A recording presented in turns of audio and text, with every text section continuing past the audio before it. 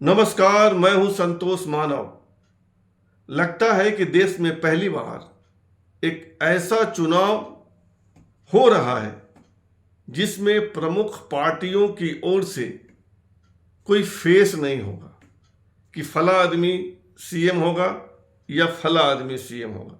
ये पहला चुनाव है। अब तक यह होता आया है कि अगर बीजेपी के पास सीएम फेस नहीं है तो कांग्रेस के पास सीएम फेस होगा या किसी तीसरी पार्टी के पास सीएम फेस होगा जो मुकाबले में है। लेकिन कर्नाटक में 10 मई को मतदान है और 13 मई को मतगणना होगी। यह पहला चुनाव है जिसमें न कांग्रेस के पास कोई सीएम फेस है न बीजेपी के पास कोई सीएम फेस है। अब रहा जेडीएस की बात, जनता दल सेकुलर की बात, जिसके प्रधानमंत्री रहे अपने देवगौड़ा साहब, सर्वे सर्वा हैं, लेकिन अब नहीं है। अब तो उनका सुपुत्र HD कुमारस्वामी जनता दल एस का सर्वे सर्वा है।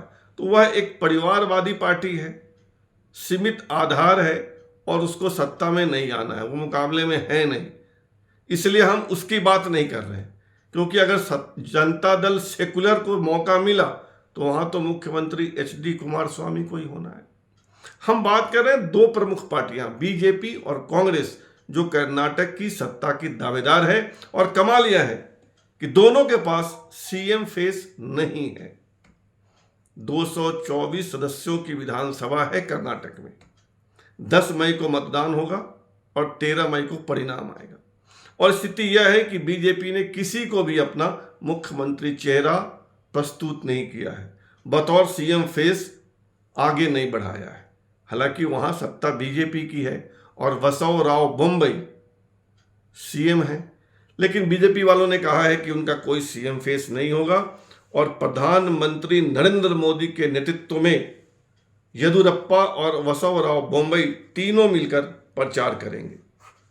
अब लोग पूछ रहे हैं कि भाई क्यों, ऐसा क्या हो गया है वहां कि बीजेपी ने किसी को बतौर सीएम फेस प्रस्तुत नहीं किया।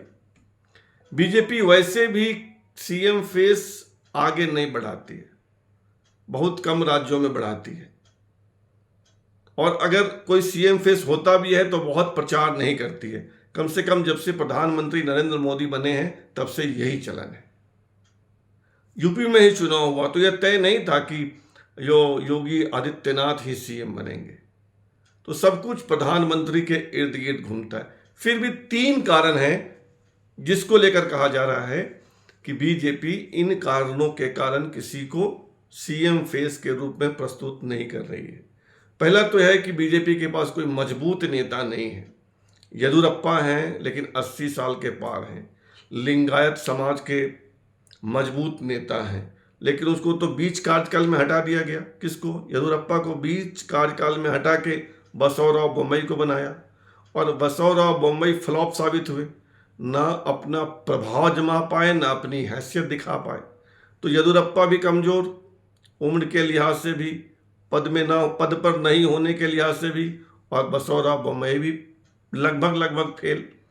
तो कह रहे हैं लोग कि बीजेपी को, इस कारण बीजेपी ने दोनों में से किसी को, और वैसे भी येदियुरप्पा तो कह चुके हैं कि मैं अब चुनाव नहीं लड़ूंगा। तो एक कारण यह है कि मजबूत नेता नहीं होने के कारण बीजेपी ने किसी को सीएम फेस नहीं बनाया। और दूसरा कारण है सामाजिक समीकरण। वहां 2 प्रमुख जातियां हैं, लिंगायत और वोकालिग्गा। येदियुरप्पा आते हैं लिंगायत समुदाय से, बसवराज बोम्मई आते हैं लिंगायत समाज से। अगर किसी को मुख्यमंत्री के रूप में प्रस्तुत कर देंगे तो वोकालिग्गा खिसक जाएगा।